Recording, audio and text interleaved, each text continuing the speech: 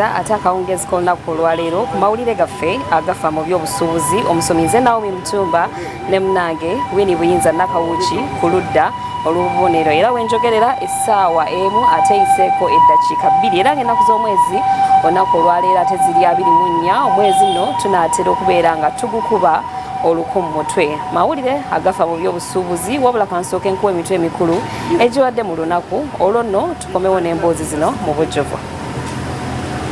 Mu agafa mu by'obusuubuzi olunaku olwaleero okwekalakaasa kw'abasawo abali mu kugezesebwa batadde wansi ebikola ensonga yeekuusa ku butasasulwa enkulaakulana mu by'amafuta minisitule y'ebyobugagga by'omu ttaka evuddeyo n'eyanjula ebituukiddwako mu lugendo lw'okusima amafuta emirimu omutwalo gumu 2,000 gijjakatondebwawo. Ensonga z'abakadde ab'ekikula ky'abantu baagala emyaka gy'abakadde give ku myaka 80 gidde ku 75. Kino baagala gavumenti ekisse mu nkola.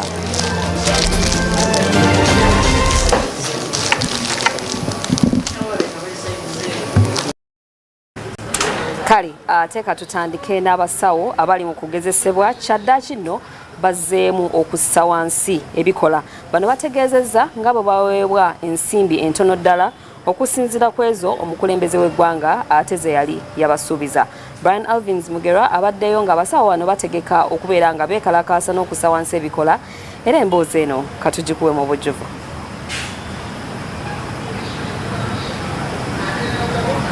Omwaka gwa 2021 omukulembeze w'eggwanga wamu n'ebitongole ebyali bikulira abasawo ekiseera ekyo bakkanya ku nsonga y'okuwa abasawo abadde bakyali mu kugezesebwa ekitundutundu ky'ensimbi okugeraageranya n'ez'abakama baabwe ze baali bafuna.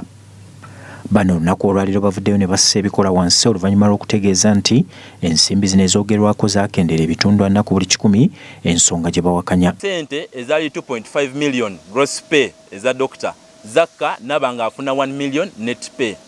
Tugamba nti ensonga si ya bulambuukulufu teri kiriya ate nga etyoboola presidential directive oba ekiragiro ky'omukulembeze w'eggwanga ekyakolebwa mu 2021 ku nsasula yaki yaba medical intern. Kati kweyo ensonga nno twagala okubeera nga tugatta nti ennwana zaaliwo nnyingi n'enjogera n'entuuza n'ezi meeting ezaaliwo emabega kuva 2017 okubeera nga zino sente zituukibwako. However, kaddaaki omuntu atuule ani oyo alina amaanyi agagamba nti sente ezo azikendeza nga tafunye lukisa oba okwogera okuva eri omukulu yennyini eyabeera nga akola ki eyabeera nga aziteekawo. Tulina ebibuuzo nga 3 wammanga. Ekisooka yakozesa statutory instrument ki mu lufuutifuti kyenyiza ogamba nti yakozesa bunamateeka oba mumanyirivu ki mu mbeera z'okutambuza eggwanga okubeera nga akyusa zino sente okuzikendeeza okuva ku 2.5 okudda ku kakadde kamu. However, at the same time twagala okubeera nga tubuuza nti oyo mukama waffe yabeera nga ateekayo ezo sente eyazongera n'azifuula ezo sente ze tulina okubeera nga tufuna amanyi kwena ensonga. His Excellency Yoweri Kaguta Museveni eno ensonga agimanyiiko nti waliyo omuntu eyali ku Ministry of Health oba eyali ku Ministry of Finance eyatuula wansi n'apimamu n'agamba nti Yoweri Kaguta Museveni gwe ebirowoozo byo tebiri bya waggulu nnyo okutegeera nti omusawo alina kufuna sente ki bweziti nze kanzisale kanzikendeeze zaasaana okubeera nga afuna eza wansiko.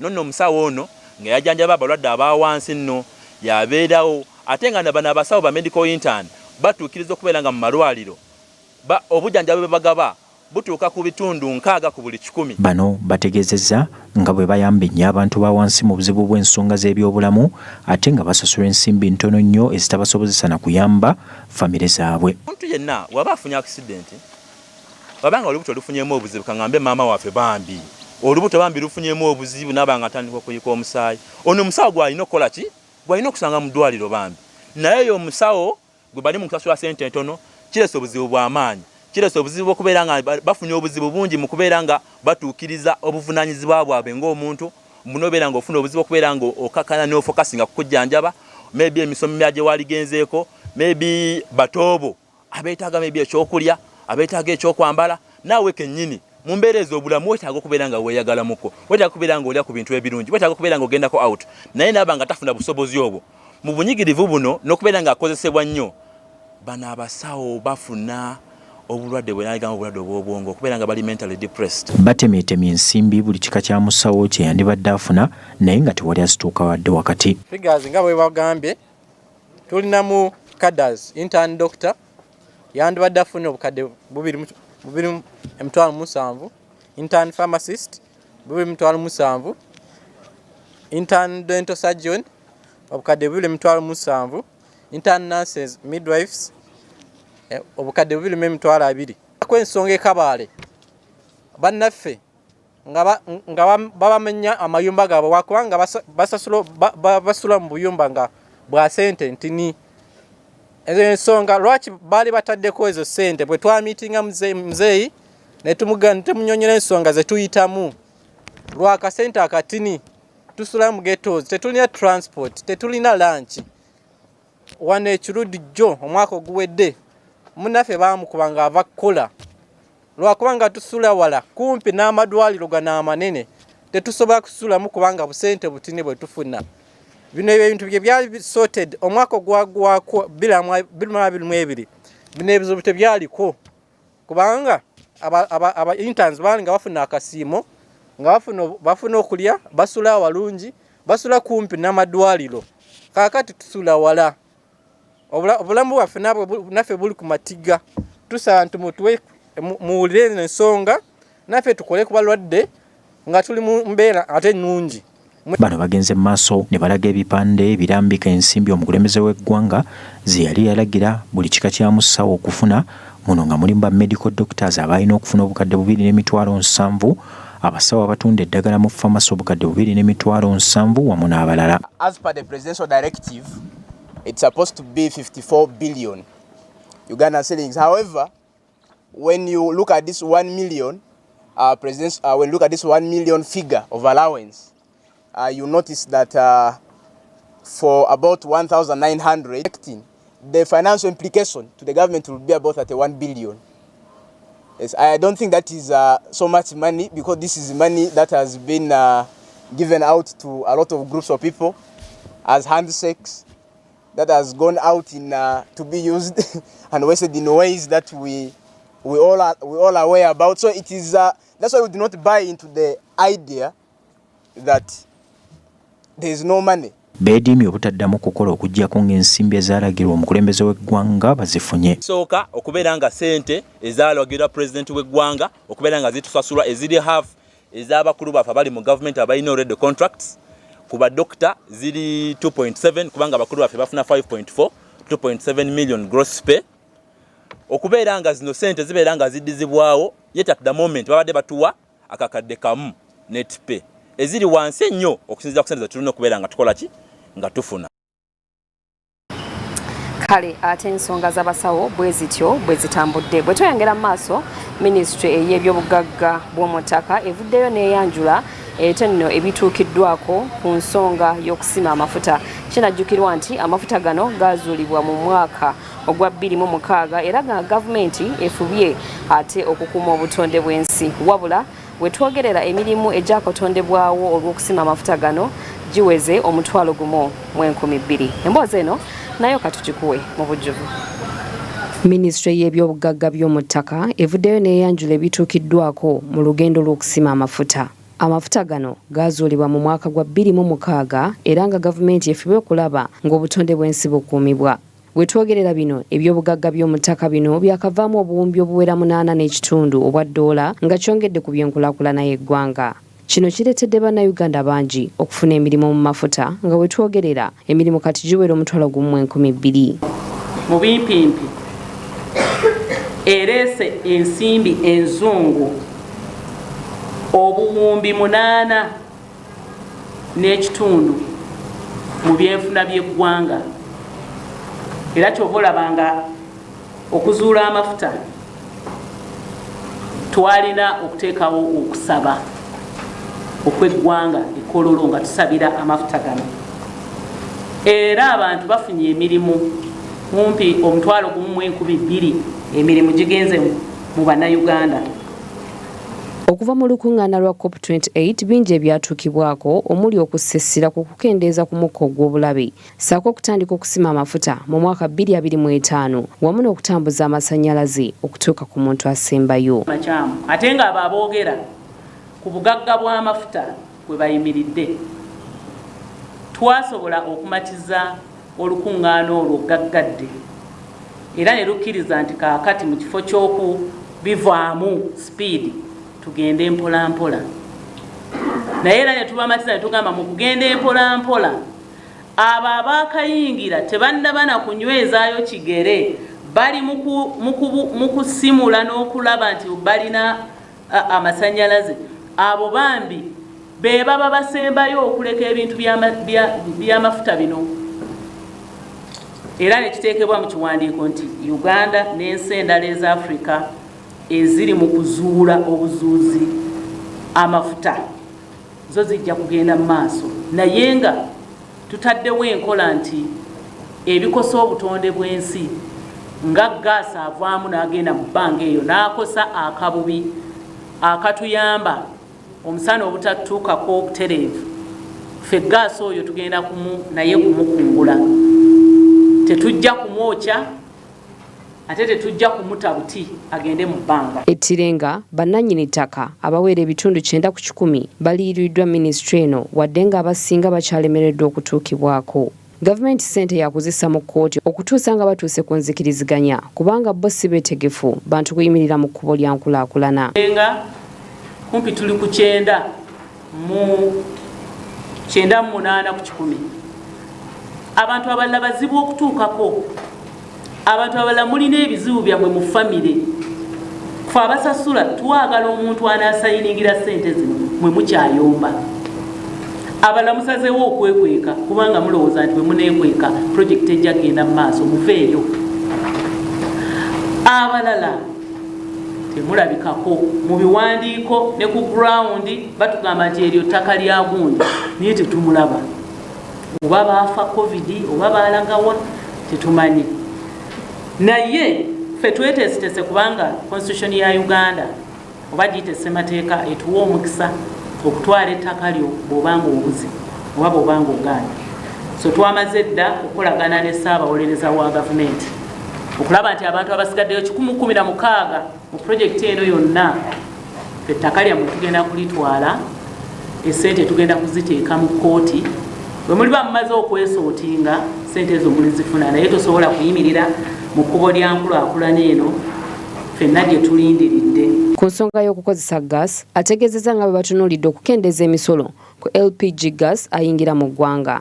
Sino ku Uganda naye eweereddwa olukusa okugenda okuzimba ekkolero lya gas era nga layisinsi yakumala emyaka 5. Leero mpaddeyo layisinsi eri Sino okugikkiriza okugenda okuteekateeka butya bwe banajja gaasi oyo agenda okufulumira mu mafuta bamutuyambe okumukapcharinga ate ffe tukolagane ne bamusigansimbi abanaaba baagadde engeri gye bagenda okugaba oba okutambuza gaasi ono kubanga tumwagala bannayuganda okufumbisa. Era nsaba muleme kutya kufumbisa gaasi kubanga oba tolina amasannyalaze kati gaasi yakutaasa. Waliwo ekiseera nga amasannyalaze gavuddeko gaasi abeera akutaasa. Tuli mu kufuba okulaba nti amasannyalaze tugakendeeza buli mwaka tusalako. Omwaka guno twasalako 1.6 ezo ziringa 40 billion 40.3 billion eza Uganda ze twasalako ku muwendo gw'amasannyalaze. N'olwekyo wejjeemu ekyokutya okukozesa gaasi. Gaasi gwe tukozesa kati tuli ku level ya 9%. Tulina okwekamba kubanga ensi etukanulidde amaaso n'obutonde bw'ensi bujja twesasuza bwe tutaaprotecting. Bw'oteme omuti onoonya luku naye ekyeya kijja kujja, ebirime byo by'olimye bijja kufa kubanga watemye omuti obutonde bw'ensi n'obukosa bujja kwesasuza. So tusuubira gaasi oyo okuvaayo license gyempadde abasinoko ya myaka 5. Naomi Mutumba, Agafa Mu Byo'Busubuuzi.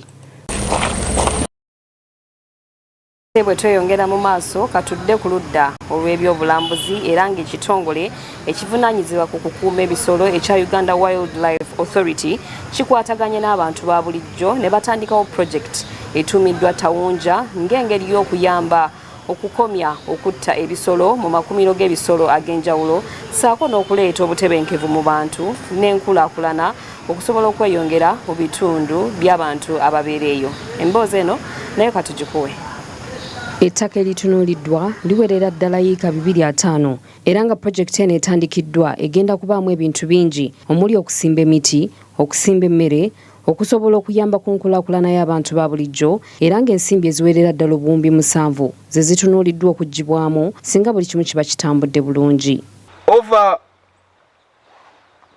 7 billion is expected to be earned from about 250 hectares that were planted more than 15 years ago.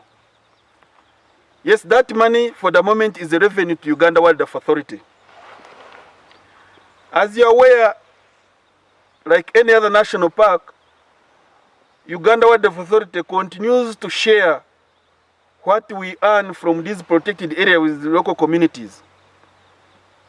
All the tourists that come to Mount Elgon because of its beauties, a certain percentage of what they pay, 20%, is put in a pool, revenue sharing accounts, and later shared with the local communities. Gavumenti esobodde okuteekawo enkola eneesobozesa okutuuka ku kiruubirirwa ekinaasobola okuleeta enkulaakulana ku byalo eby'enjawulo omuli okufa ku bulamu bw'abantu ba bulijjo wamu n'okutunuulira ekizibu ekikutte ejjembe ensangi zino eky'okutta ensolo ezikuumibwa mu makuumiro ga gavumenti ag'enjawulo. They know that they have benefited from land, from EWA, because we appreciate the fact that people have to cultivate. And these people are Ugandans. That's the most important thing. They are Ugandans but also human beings.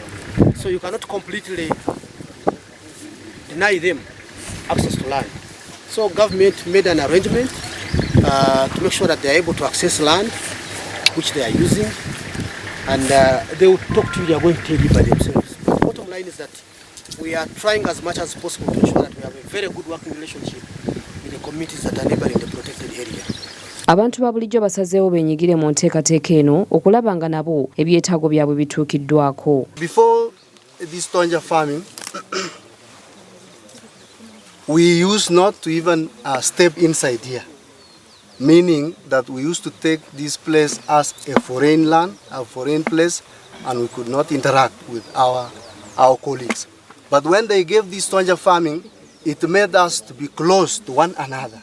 We can now visit their offices, they visit us in our communities, they give us programs on what should be done. Like what the warden said, that they have trained us on the issue of seedlings, bringing up the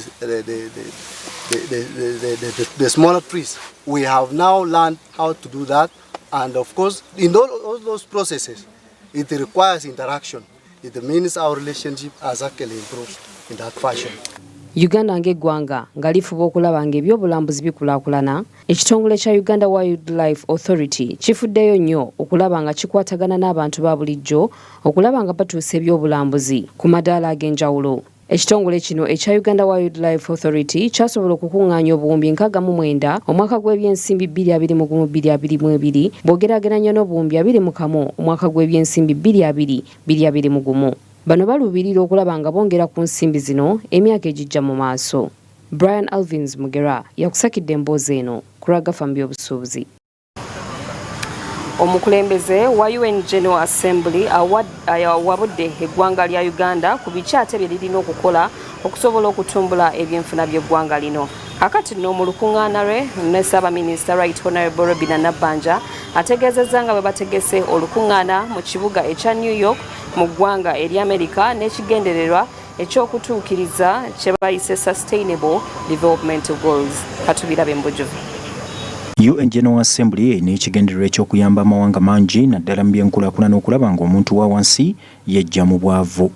His Excellency Dennis Francis omukulembeze wa UN mu kafubo ne Ssaabaminisita amutegeezezza nga ebongedde okutegeka olukungaana e New York n'ekigendererwa eky'enkulaakulana. In April, between the 15th and the 19th of April, we're organizing something called Sustainability Week. It is a high-level meeting. Where? In New York, at headquarters. And it will focus primarily on 4 or 5 issues, some of which I think would be quite relevant to Uganda. Yes, please. Transportation, tourism, infrastructure,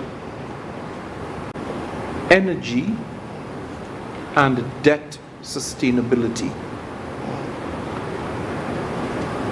The objective is that the outputs of that week of engagement and dialogue, focusing on sustainability, will incentivize progress on the Sustainable Development Goals, number 1, as well as create content for the Summit of the Future. So I would be very grateful and very appreciative for the active participation of Uganda. Ssaabaminisita amujjukizza nga mu lukuŋŋaano lwa COP28 e Dubai bwe balaba ebintu bingi ebiyinza okuyambako eggwanga okukulaakulana newankubadde ng'amataba gakyatusumbuwa era nga kitwalidde ensimbi nnyingi. In COP28 we saw how the global trend is. Of course, you know how we are also experiencing harsh conditions of environment. We used not to have floods in our country. So because of changes in environment and weather conditions, we now have started getting floods in our country. We have almost a region adjacent to Mount Elgon. We have to relocate those people at the office of the Prime Minister because a number of them had been they died because of floods and landslides. Yes. Then too, because of the pressure of the population on those forests, so the soils have become a bit loose, and they are covering up people alive, and we lost a number of people. Yes. Then these other conditions like the change in weather. We have an area called Karamoja. That area is experiencing droughts these days. Yes, we have started experiencing droughts. And of course, you know, our emissions are not to that level that can cause all this. All these emissions come from the developed world. Yes. And so we want to see how our country can benefit so that we can help the global world to mitigate. Yes. Because for us as a country, if you support Uganda, you will have supported the whole world. Yes. To replant our trees, because we can, given support. President wa UN General Assembly akakasizza okuyamba eggwanga lya Uganda mu byenkulaakulana ssaako n'okuyambako abantu ababulijjo okwejja mu bwavu. Have a critical role because you are now the chair, taking on the chairmanship of the G77 in China. And I can commit to you that my presidency and my team and I are fully ready to support and to encourage any work and initiative that Uganda wishes to take forward that will empower the G77 and China to push back, because we will need a strong pushback to ensure that our interests are not marginalized or ignored by those who sometimes, I think, believe that the world only consists of the North. You know? 26 ezakayita ku ssaawa ezakawungeezo kyalaba amawulire agafa mu by'obusuubuzi mutukkirize tugende mu kuwummula mu katono ddala tukomawo n'ekitundu ekyokubiri.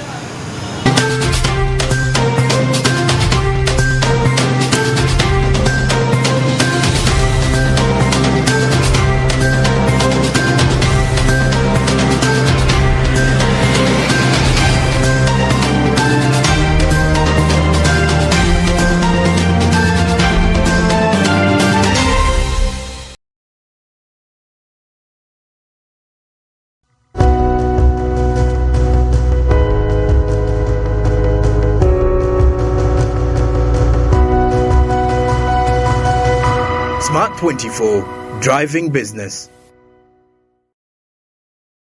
What if you could boost your most loved entertainment? We're up in the ante. Upgrade your DSTV package and we'll boost you to the next higher package at no extra cost. If you're on Access and step up to Family, you get boosted to Compact. You know what I mean. If you're on Family, step up to Compact and we'll boost you to Compact Plus. That's an absolute ripper. And if you're on Compact, step up to Compact Plus, you'll get boosted to Premium. It's gonna be lit. Step up and we'll boost you even higher at no extra charge with DSTV. Fred! Osmosis. Freddy! Fred Dollar, my boss, CEO Inojo, the general of generals, the conqueror of conquerors, the first and the final, the sky above the skies, the promised land, the terms and the conditions, the international king crocodile, the source of the Nile. I don't have money today. Just take a polite loan of 200k to stock my shop. The signs and symptoms of success. The bank commander, not the bank teller. Why hassle for a loan when you've got MTN Momo? We're sorting it. Use the Momo app or dial *165*5# for all quick loans. Choose from the different loan options from our partners and get one that works for you. Together, we're unstoppable.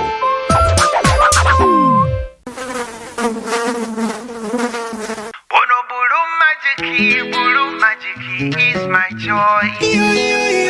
Ono bulu magic wange. Ayo Talaba kumabala atukuza nonyirirawo kirako enyange tayisa bubi fabriki kyonna kyekiri kigwa lwa bulu magic is my choice. Ono bulu magic ye wange.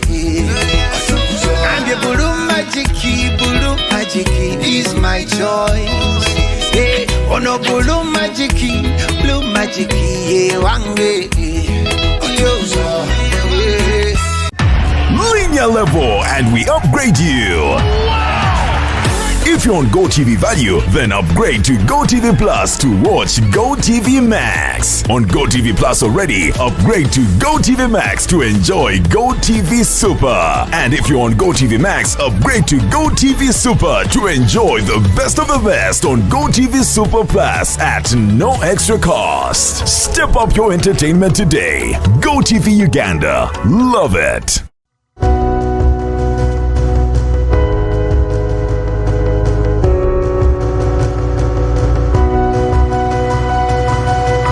Smart 24, driving business.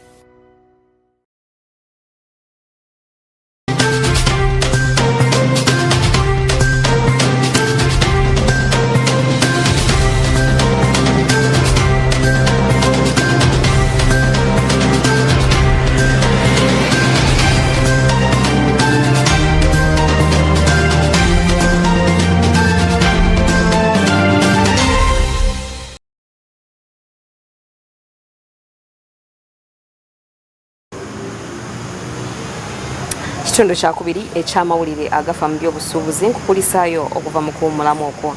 Era mu kitundu kino ate katutandike n'ekitongole ekya Deposit Protection Fund. Ate olunaku olwaleero kivuddeyo ne kiraga enteekateeka namutayiika ey'okusasula abo bonna abaali batereka ensimbi n'ekitongole ekimanyikiddwa nga EFC Uganda Limited. Kinajjukirwa nti olw'okutaanulwa sabbiiti ate gye tukubye amabega Bank of Uganda yavaayo neetegeeza nga bweggaddewo ate etterekero ly'ensimbi lino paka ate ng'abantu abaali baterekamu nga bafunye ensimbi zaabwe. Emboozi eno katugikuwe mu bujjuvu.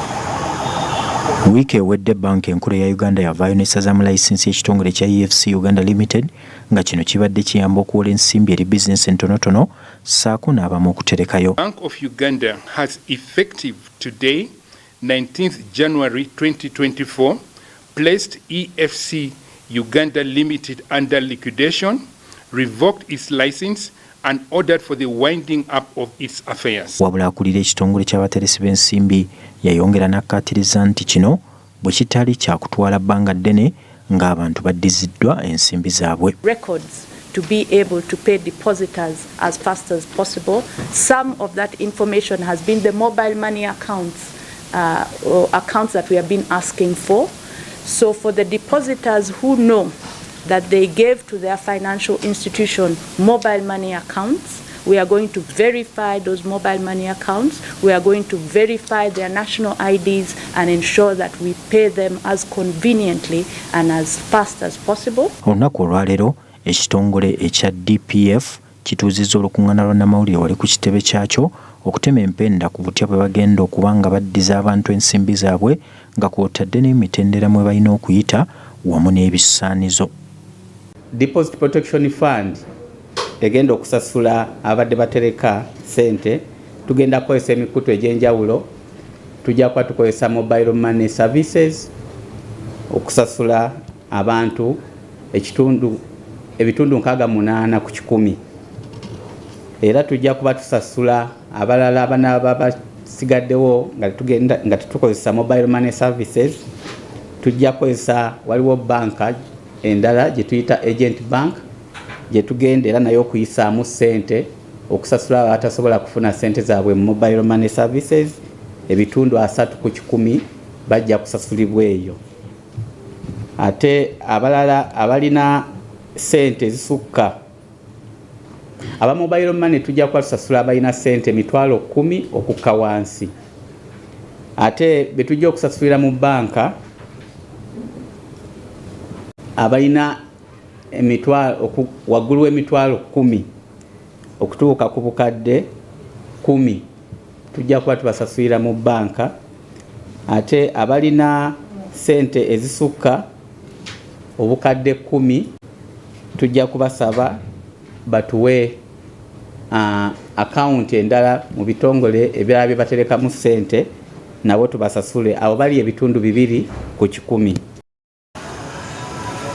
Kekaseera no ate tukulage kanyumero kaffe akabadde okimanyiro ng'olunaku olwaleero twagala tubeere nga tutunuulira ebyafaayo by'ekintu ekimanyikiddwa nga zaabu.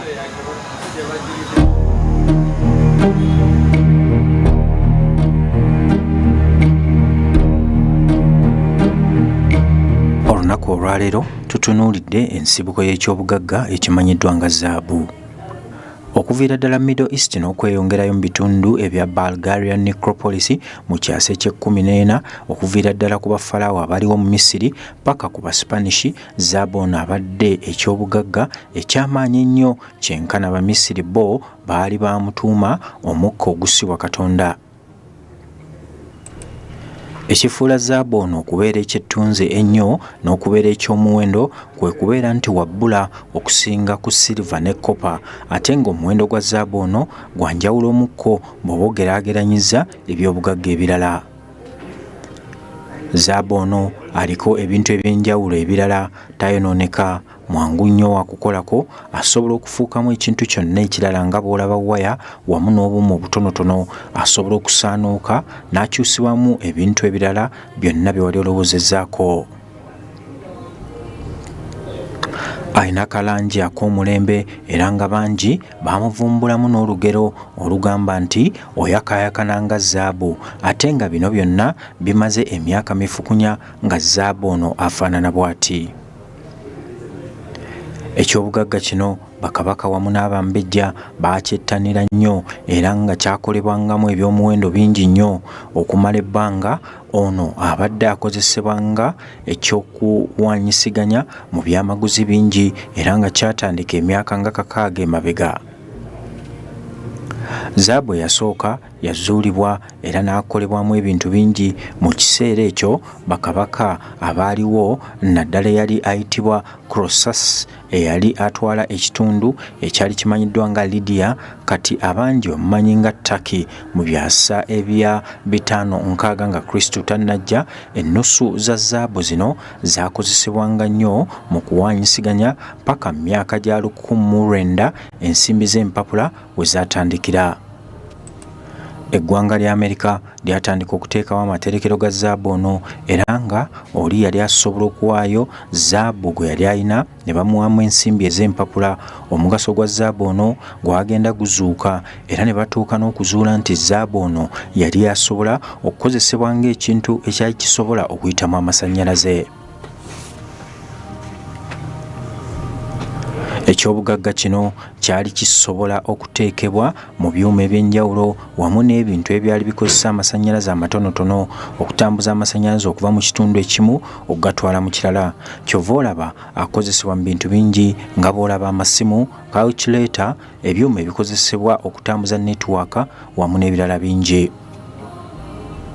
Zaabu ono yeewuunyisa nnyo olw'ebintu ebirala ebimuliko. Ye yekka alina langi eya kyenvu ng'eriko original, weewaawo waliwo ebyuma ebirala ebirina langi eno naye ebingi ku byo langi eno eteekebwako obuteekebwa. Zaabu ono ky'ekyobugagga ekyasinze ku nsi nga ebimu ku ebyo ebisinga omuwendo era nga bw'oba ogeraageranyiza mu kye bayita bulooka eya zaabu ezitowa kilo eziwerera ddala 19,300 bw'oba ogeraageranyiza n'ebyobugagga ebirala muno nga mulimu ekyobugagga ekimanyiddwa nga lead nga kyo kizitowa kilo 1,134. Ekyobugagga ekirala ekimanyiddwa nga osminium kyo ate nga kizitowa kilo 2,265. Kyazuuka nti kumpi ebitundu 9 ku buli 100 ku zaabu ono asimibwa busimbi okuva mu ttaka era waliwo n'essaanuuka eyasangibwa mu kifo ekimu eyalimu obuzito bwa zaabu obuwerera ddala ttaani emu n'obutundutundu 5. Wetwogerera kati omuwendo gwa zaabu ku katale ng'azitowa gulaamu emu atundibwa $57 n'obutundutundu 2. Amawulire amalungi gali nti gye buvuddeko Uganda yazuula zaabu awerera ddala ttaani 31 era ng'eggwanga liri mu kusikiriza bamusiga nsimbi okulaba nga bayambako mu kusima zaabu ono okuva mu birombe eby'enjawulo. Kyategerekeka nti ttaani eziwerera ddala $32,158 eza zaabu ze ziyinza okusimibwa okuva mu ggwanga lyattu Uganda.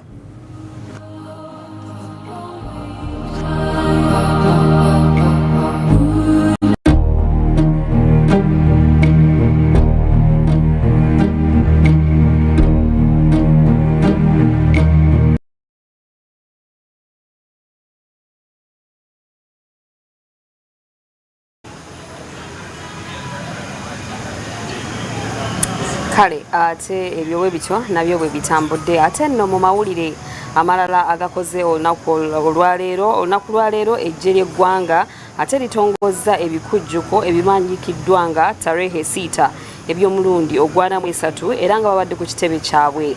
Embuya bategeezezza nti ku mulundi guno ate Busoga yeeridde empanga mu bibuga byonna ebiri mu ggwanga era nga emikulu gya kubeera mu kibuga ate eky'Ejjinja.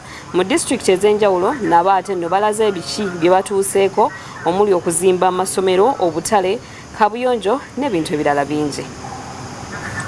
Ssaabaminisita w'eggwanga Right Honorable Robinah Nabbanja yatongoza ebikujjuko ebigenda okukulemberamu okujaguza kuno nga muno mulimu okubudaabuda abakyala n'abavubuka mu nsonga z'enkulaakulana, okuwa obujjanjabi, okuyonja ebitundu eby'enjawulo, okuwaayo pulojekiti ez'enjawulo ze bakoze n'ebirala bingi. Ono atenderezza omulimu amakulu ogukoleddwa UPDF mu kukuuma emirembe. Today I stand for you to express my solidarity with you, the UPDF, who have faithfully and resolutely defended our sovereignty. You have paid the ultimate sacrifice of defending human security and consolidating our revolutionary gains.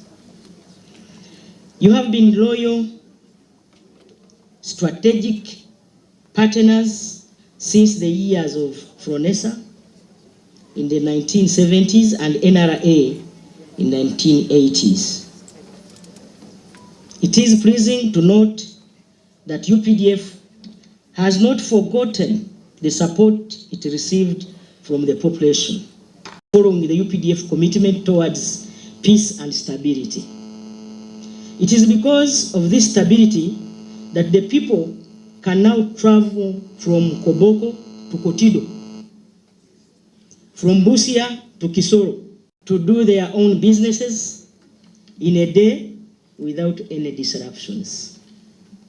General Wilson Mbadi ategezeza nti mu ntandikwa y'ebikujiko bya tarehe 6 byabanga mu barakisi naye baasalawo okudda mu bantu olw'ensonga nti ejje ly'abantu. Ono ayongeddeko nti abantu bankizo nnyo naddala mu nsonga z'ebyokwerinda.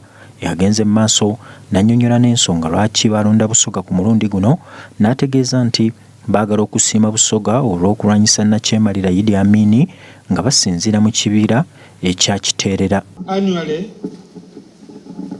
we celebrate tarehe 6 with our people to commemorate the founding of a new Uganda and a new force through the patriotic sacrifices of Fronasa, NRA and UPDF. Earlier on, our celebrations used to take place in the barracks until we became overwhelmed by the big numbers that used to follow us. And then we decided from the 24th anniversary to celebrate outside the barracks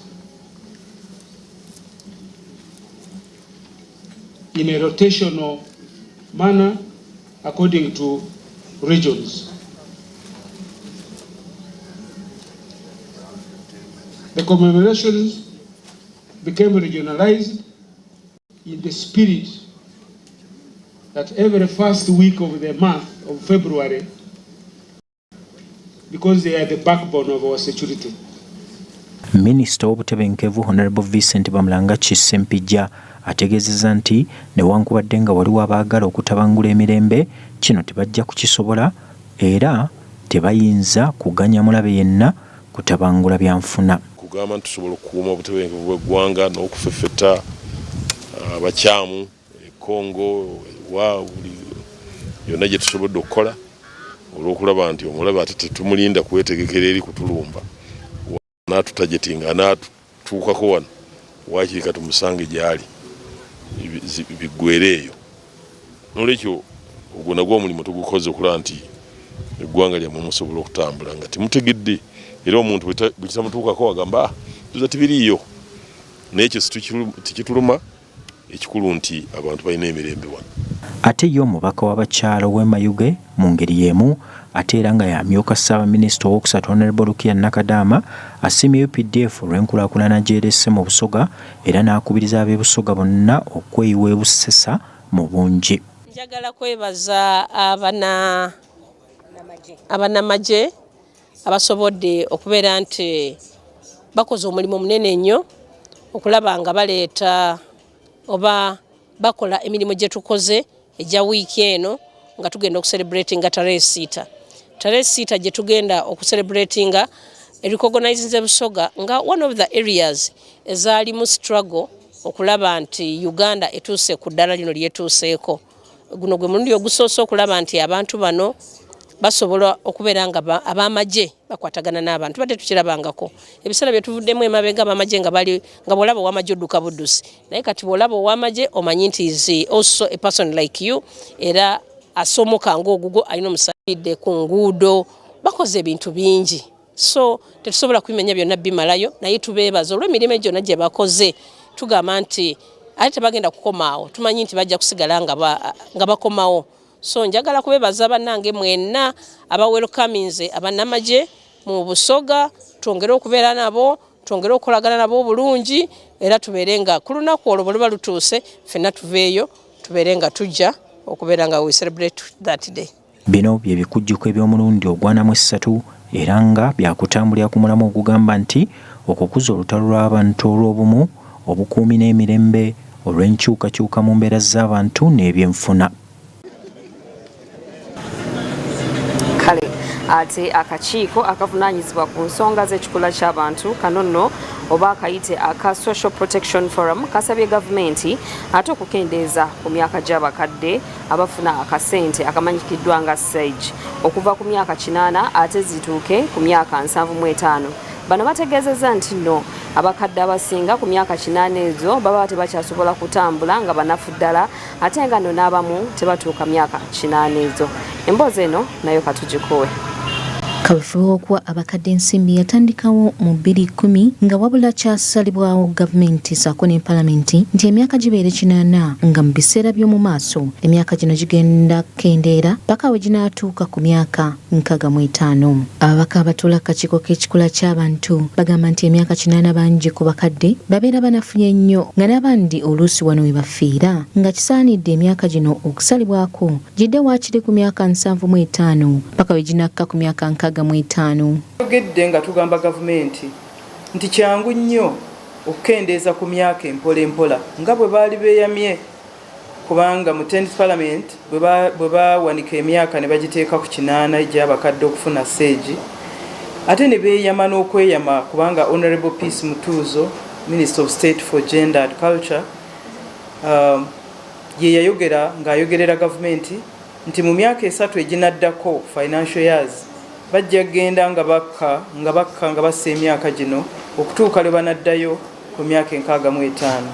Kye tutalabye kubanga kati emyaka 3 giweddeko era tetukiraba ne mu budget ejja eya omwaka ogw'2024-25 ne tugamba nti osanga tebamanyi bulungi kyetaagisa bwe kiba kyakukwendeeza ku myaka gino.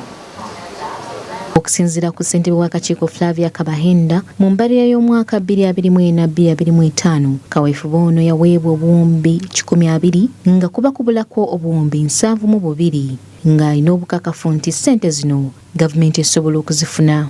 Kati ku budget gye batuwadde ey'omwaka ogwo ogujja eya obuwumbi 120 mu miliyoni 7 tuba twetaaga bwetaazi kibulako nga buwumbi 71 kumpi buwumbi 72 katukole bwe tuti naye obuwumbi 72 bwandirabise ku bakadde be tulina ne kye bayitamu n'okulabira ddala nti tebakyayina baana waka n'okulabira ddala nti abaana baabwe ate be baziika ne basigaza bano abazzukulu n'abo abaana bateesobola abagenda bajja gye bali n'olabira ddala nti eggwanga eryagala okutereera n'okutereeza n'okufuna emikisa emingi nga Honourable Peggy bw'agambye lyetaaga lisosowaze nnyo abakadde bano. Bo ababaka abalala nga muno mwe muli n'omubaka akiikirira abakadde mu ggwanga Peggy Joy Wako bagamba nti abakadde abasinga tebafunye mu kaweefube ono olw'ensonga nti tebalina ndagamuntu kuba bangi tebasobola kuzifuna nga n'emitendera gy'okuzifuna mizibu nnyo nga bangi beesanga tebabigoberera. Bano wabula basabye gavumenti okufaayo okulaba ng'omulundi ogujja ogw'okuwandiisa ndagamuntu abakadde tebalikibwa mabega. Awareness has been created about the IDs. It's not like when it was first introduced, some old people never wanted to get IDs because they saw it as something of wastage. They were old, they thought they were not needed. But now enough awareness has been created. And I'm sure since the government is about to renew these IDs, no old person is going to be left behind, because now they have all known the importance of having an ID. So I would encourage the government, next time this exercise is done, please make sure no old person is left behind. Ogenda okufuna endagamuntu oba oli mupya oba oddamu ng'ekubuzeeko nakyo kizibu ekololaawo munira essente zisasulibwa ng'oyagala otandike entambuza gye bakutambuzaamu ku disitulikiti n'ebirala ebyo ebintu nabyo bireetera abantu baffe okuba nga bavaamu mu geemu nga bava mu muzannyo guno ogw'okufuna akasimbi nga tebagutuuseeko kubanga sente ezisabwa nyingi ate nga tebazirina. N'ekirala nkyokwanguyiriza okukikola nakyo olusi kitwala ebbanga ddene ne weesanga oluusi emyezi 3 naye ng'obugumiikiriza bw'abantu baffe bagumiikiriza naye ate bw'ogumiikiriza nga bakusaba ssente nakyo kiba kikalubo, kiba kizibu, kiyinza okutuleetera ebizibu bingi. N'olwekyo ekitongole kya NIRA Samlanifa Agafa mu byobusuubuzi. Kale ate ensonga bweziti bwezitambudde olwo nno ate katutunuulire ensalo ya Mutukula era nga abasuubuzi mu town council eno ey'e Mutukula bakukulumidde ekitongole ekikuŋŋaanya emisolo ekya Uganda Revenue Authority ne gavumenti obutafaayo kukulaakulanya kitundu kino ate nga be bakyasinze okubeera nga baleeta ebyamaguzi okuva mu mawanga amalala era nga bayingiza omusolo mungi. Catherine Namugera yatusakidde emboozi eno. Mutukula One Stop Border eri ku mutendera gwa Town Council mu district y'e Kyotera era nga ku ssente eziddukanya eggwanga Mutukula naye erinako ettoffaali olw'omusolo gukuŋŋaanyizibwa mu kitundu kino. Ng'oggyeko oluguudo oluva e Masaka okutuuka e Mutukula oluli mu mbeera embi wabula nga gavumenti yasuubiza okutandika okulukola, abasuubuzi e Mutukula bennyamivu olw'embeera y'ekitundu kyabwe etasanyusa okusinziira ku bitundu ebirala nga ssente nnyingi ezisoloozebwa mu kitundu kino. Omusuubuzi ddala okuŋŋaanyiza omusolo emyaka gino gyonna ne ssente zino ogenda ziwaayo naye kasente ki ekomyewo? Ssomero, ddwaliro, nguudo. Ekyo kitunuleko abantu ffe tuwa omusolo ne tulumwa era Mr. Basoga twenyamira okulaba ng'otugyamu ssente zino n'otatuddiza wansi.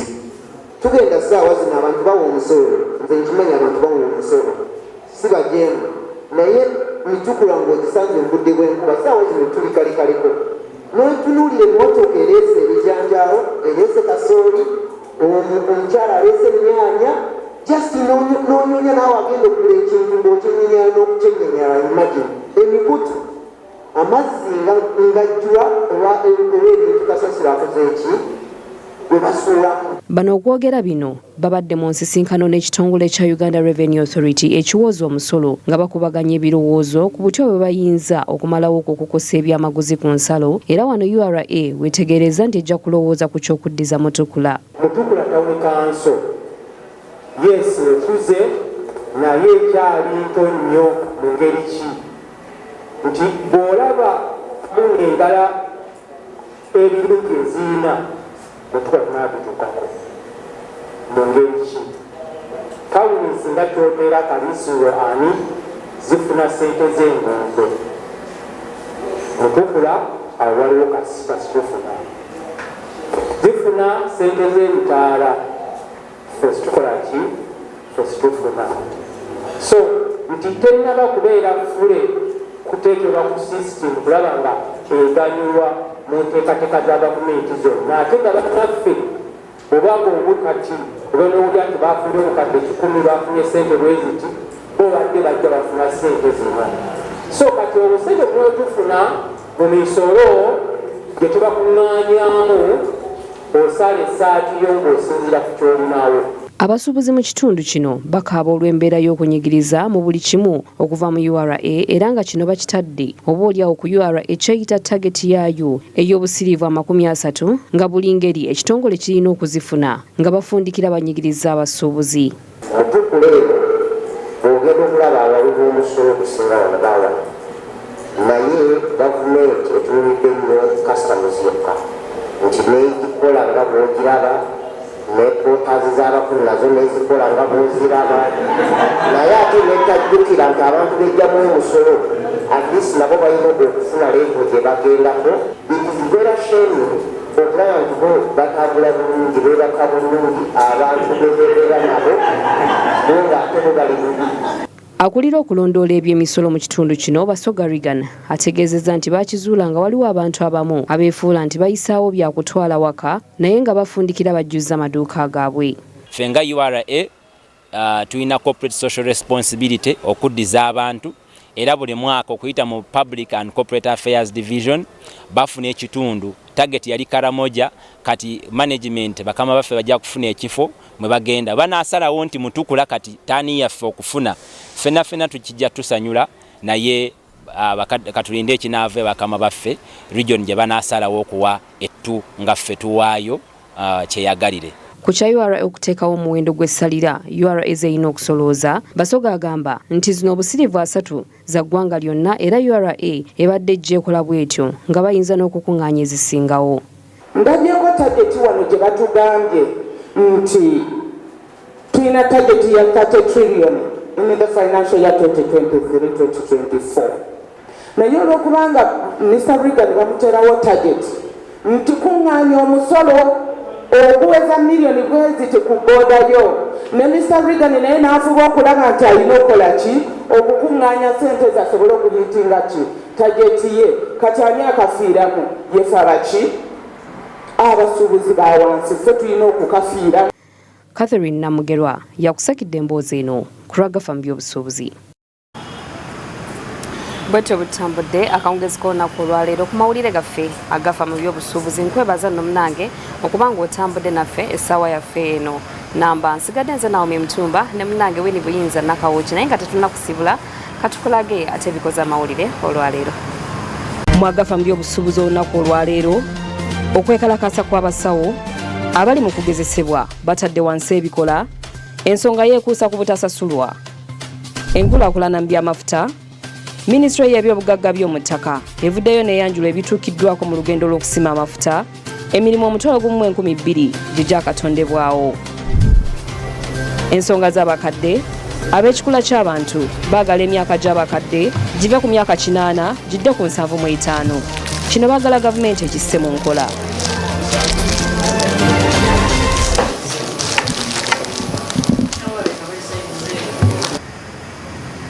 Okuva mu kitongole ky'amawulire wano ku Smart 24 TV, ate katukwagaliza ekiro ekirungi, atakumira mpeera akutukumire, musule bulungi, mweraba.